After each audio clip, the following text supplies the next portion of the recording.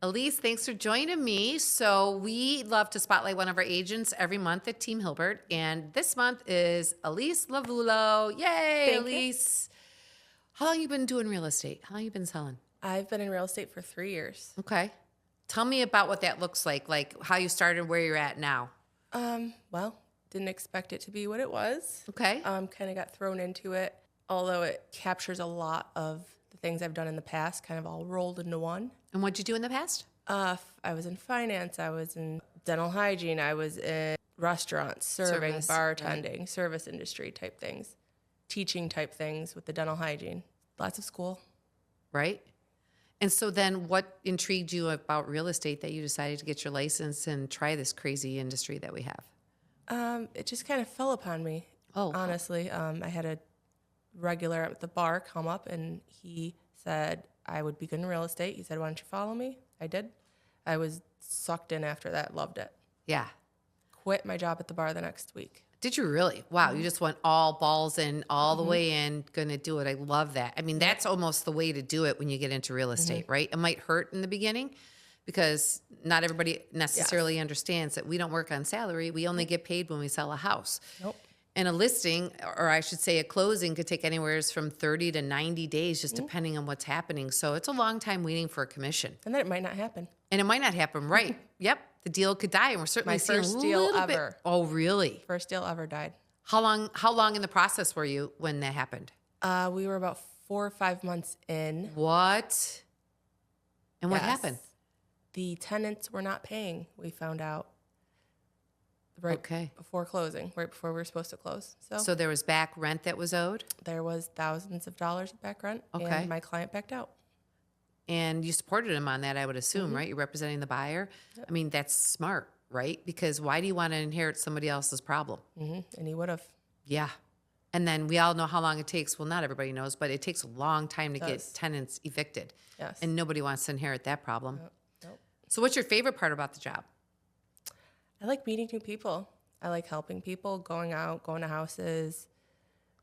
It's kind of spontaneous. You kind of got to get up and go Yeah. when somebody's ready to go.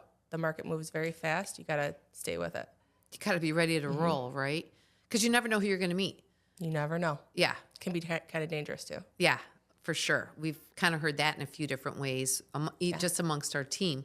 But we're always about safety, though, first, right? The nice thing about being on a team is if you, as a woman, don't feel 100% comfortable about somebody that you're going to meet, one of the guys on the team can go with you and just kind of Yep. be that backbone just in case there's anything that goes sideways. Knock on wood, we haven't had that issue. No. But yeah, it's just a nice little added feature. I mean, safety is so important. Yeah, we watch each other's backs. Yeah, 100%. So what do you like, what do you dislike the most about being in the real estate world, if there's anything? I do love everything. If I had to say, I wish that I could not always be available. We have Protect to be your available. From the time I wake up till the time I go to bed.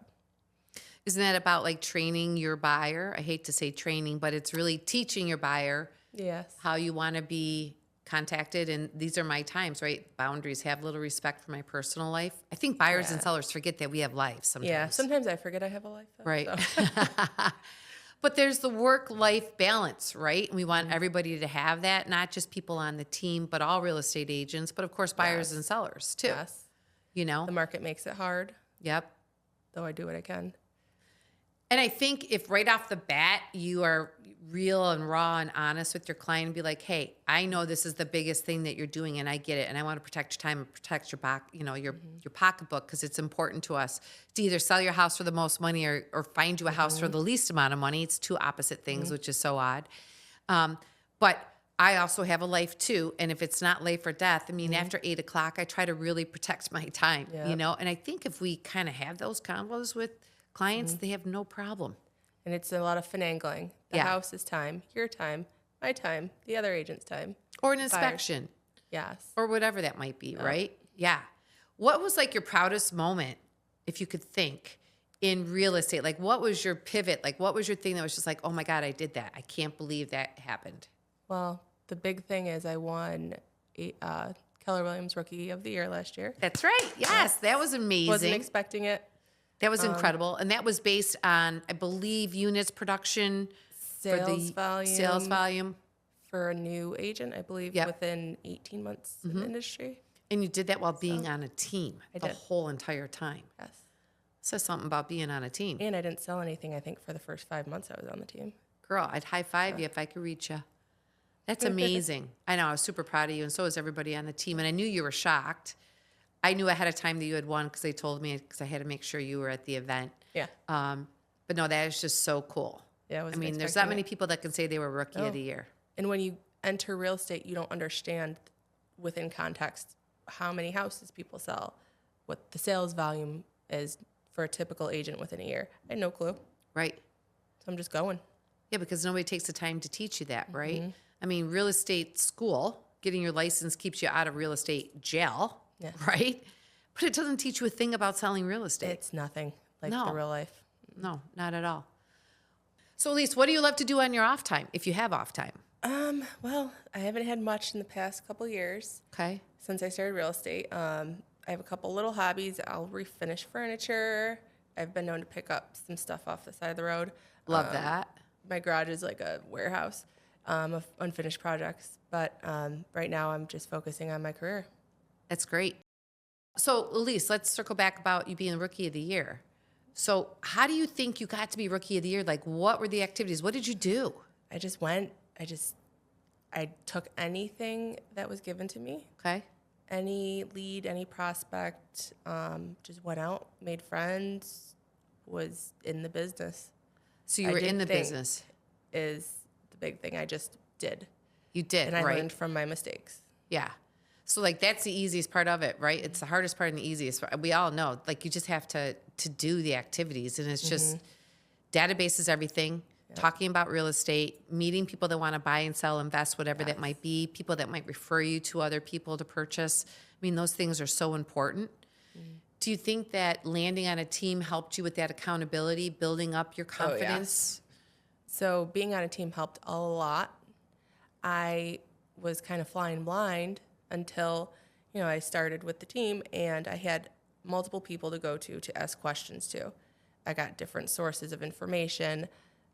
It helped me move along with things quickly and solve problems fast to be able to do the sales that I did.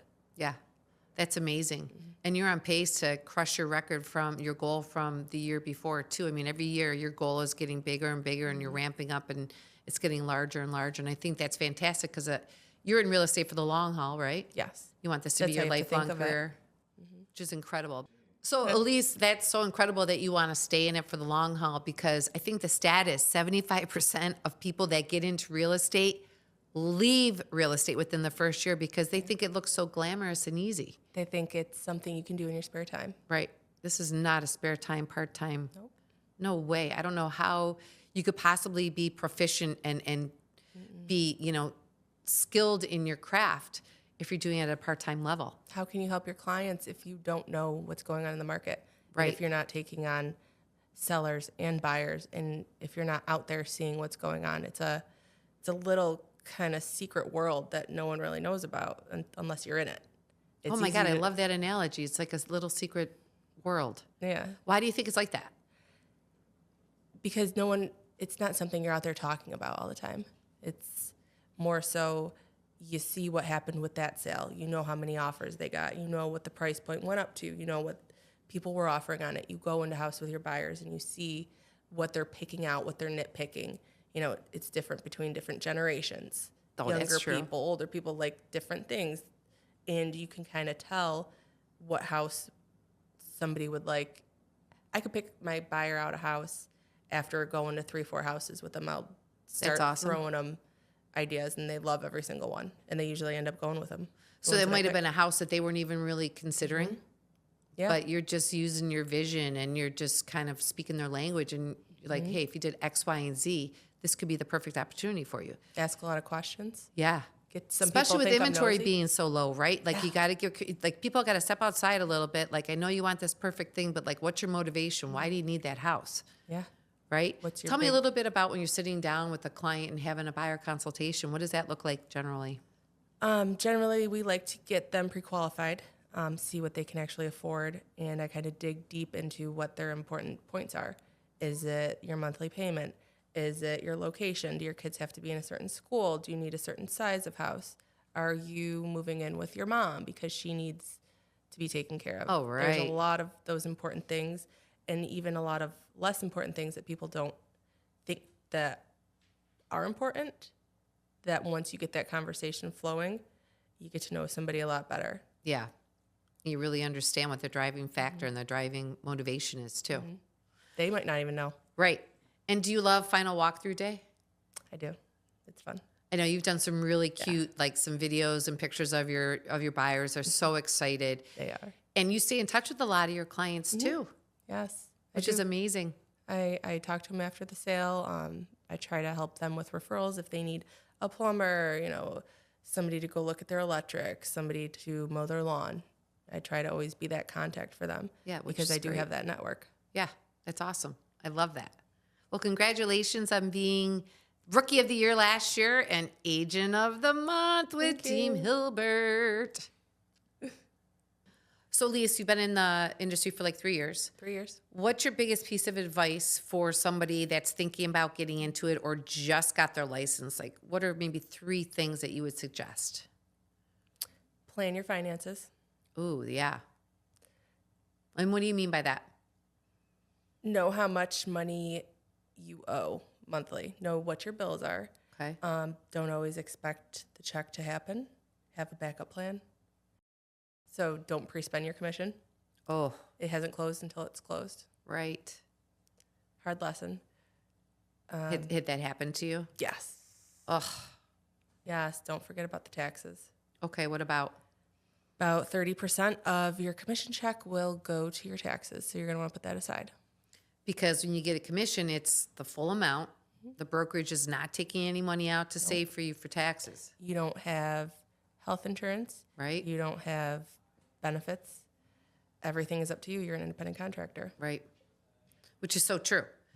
And like what I always say to people when they're first getting into the industry, have 6 months of money saved that you can live off of for 6 months, that you can afford to pay all of your bills, live comfortably. You might be scrimping a little bit because it could potentially take 6 to 8 months to get something closed. Yeah. It's not like, hey, I got my license, let's go sell real estate. Yeah.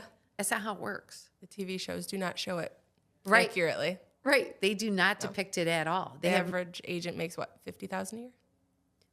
maybe on a meeting, good year, yeah. some agents, right? I'm not sure what the average is in the Rochester. That'd be a great thing to find out. Or is there one more point you'd want to throw in there? I would say be flexible Be flexible. as a new agent. What does that mean? Be flexible, keep an open mind, don't prejudge. Don't prejudge a customer. Yes, Okay. you never know. Yeah, you never know. They might have just called about a $50,000 or $100,000 investment property, but they could be somebody that owns 50 of those, and they want to maybe start a whole portfolio in Rochester. Yep, I've had that happen. Yeah, you have one. How many properties has she sold with you or closed with you? Sold 3, bought maybe 5 or 6. Which is amazing. Came in as a $109,000 lead. Yeah. Called the office. And how much altogether do you think you've closed in volume with her? Oh, probably well over $1 million. It's incredible. In like a year, right? Yeah, she's still going too. She's still going. She's my favorite. She's adorable too. I love that Sally woman. Yeah. Yeah, no, she's great. That was amazing connection that you had. Yeah, I've had a couple of those, and you never know. Yeah. You can't prejudge somebody by what house they're coming in looking at. Their budget, their knowledge. It's our job to teach them. Yeah, I love that. Great. Awesome.